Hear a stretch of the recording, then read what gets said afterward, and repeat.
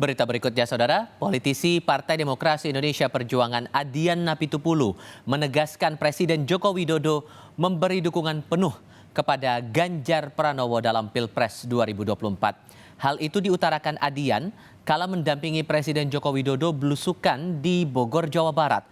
Presiden menegaskan arah dukungannya penuh kepada bakal calon Presiden Ganjar Pranowo. Tak tanggung-tanggung, penegasan ini disampaikan Jokowi sampai 2 kali. Bertanya, Pak Presiden,